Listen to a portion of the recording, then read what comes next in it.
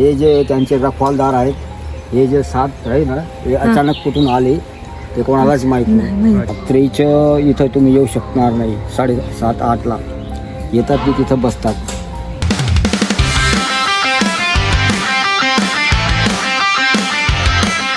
Hello guys, good morning, शुभप्रभात. कसे आहात सगळे? मजेत ना? तुम्हाला माहिती आहे का आम्ही आज कुठे चाललोय? एक हिडन प्लेस आहे, तिथे जातोय. समजेलच तुम्हाला. तर मग बघा.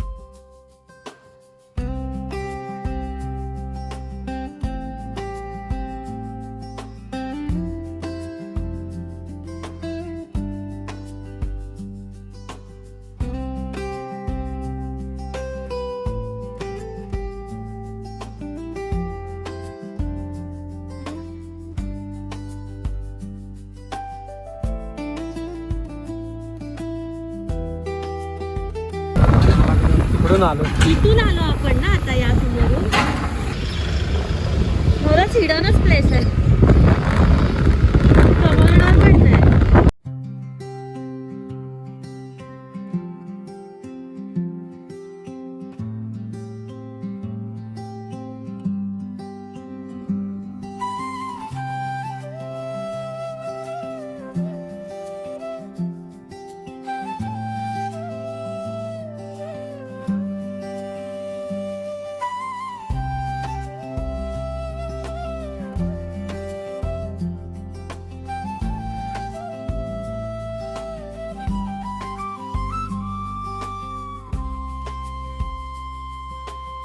नमस्कार मित्रमैत्रिणींनो, तुमचं स्वागत आहे आमच्या दानी आणि आईच्या छोट्याशा प्रेमा ब्लॉगमध्ये.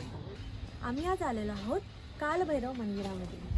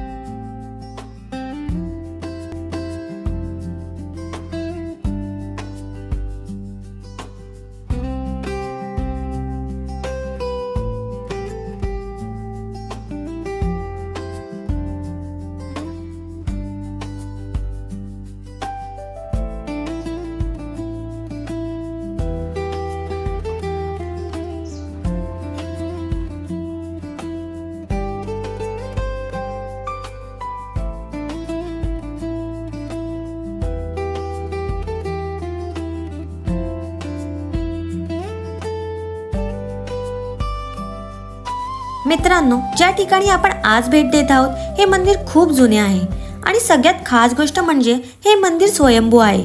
म्हणजे इथे देव स्वतः प्रकट झाले आहेत असं मानलं जातं. हे मंदिर खूपच शांत आणि सुंदर आहे. इथे येताच मन आपोआप शांत होतं.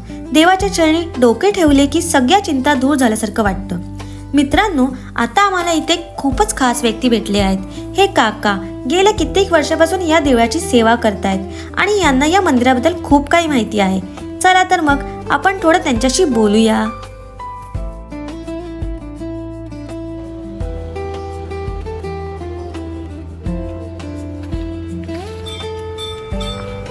दहिसर वेस्टमध्ये स्मशानभूमी त्याच्या मागे कालभैरवाचं मंदिर आहे. हे फार जुनं आहे काय थोडं वाढत चालत आहे. इथं पहिले 5 वर्षापूर्वी 10 ते 15 माणसं येत होते. आता हजारोच्या वरती येत आहे. त्यांचा जो जन्मदिवस असतो तेव्हा पण इथं भंडारा झाला होता. आता पण 3-4 दिवसापूर्वी संक्रांतीला भंडारा केला काय. आणि शिवरात्रीला पण कमीत कमी 10 ते 15,000 लोक आता यायला लागले. इथं लोकांचे कामं होतात. इथं आम्ही स्वतः नजरेने बघत आहे. 6 वर्षापासून मी इथं येत आहे काय. स्वयंभू मंदिर आहे ते काय. आणि त्यांचा जन्मदिवस कुठल्या वेळेला? त्यांचा जन्मदिवस आता अष्टमीला गेला. मागच्या महिन्याच्या अष्टमीला गेला अच्छा काय. कालभैरवांचा जन्म त्या दिवशी इथं भंडारा होता काय. त्या दिवशी मंडप वगैरे केला. 6-1 वर्ष झाले मला इथं तुम्ही यायला. इथेच राहता का? नाही मी येतो सकाळी. संध्याकाळी येत नाही. मच्छरांसाठी मी संध्याकाळी येत नाही. सकाळी येतो 2 तास इथं सेवा करायची असली करतो. जे काय आपल्या मनात आहे ते करतो बस. अच्छा हे सेवा करून चालला जातो. आणि हे जे इथं स्वयंभू नागिन आहेत काय इथं येतात ते. आणि इकडे ना तिकडे पिंपळाचे झाड आहे हां ते दत्तात्रय महाराजांचं आहे तुझा. हे जे त्यांचे रखवालदार आहेत हे जे 7 आहे ना हे अचानक कुठून आले ते कोणालाच माहीत नाही माहिती आहे. अच्छा काय. हे रखवालदार हे हे रखवालदार आहेत. 7 आहेत तिथं. हां सर्व सेवा करतात. साफसफाई करतात. मी सुद्धा करून टाकतो साफसफाई. असं काही नाही. गेटवर उभं राहावं लागतं. ज्या दिवशी गर्दी राहते त्या दिवशी मी इथं गेटवर उभं राहतो. इथं तुम्ही येऊ शकणार नाही. 7:30-8ला येतात ते तिथं बसतात. पहिले इथं आहे ना पुष्कळ यायचे. आम्हाला दर्शन पुष्कळ द्यायचे. परंतु आता काय आहे ते मुंगूस असतात ना त्यांना साप लोकांना खातात.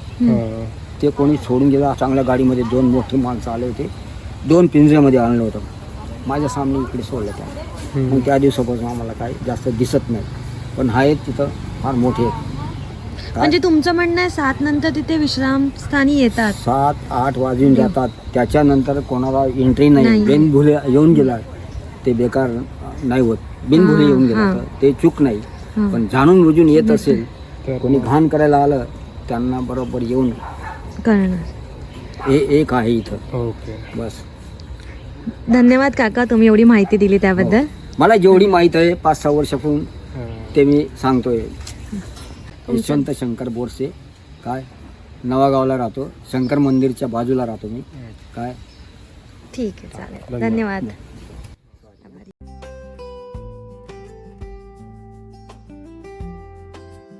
तर मित्रांनो आम्हाला हे मंदिर खूपच शांत, पवित्र आणि मनाला समाधान देणारं वाटलं. इथे येऊन खरंच वेगळीच सकारात्मक ऊर्जा जाणवते.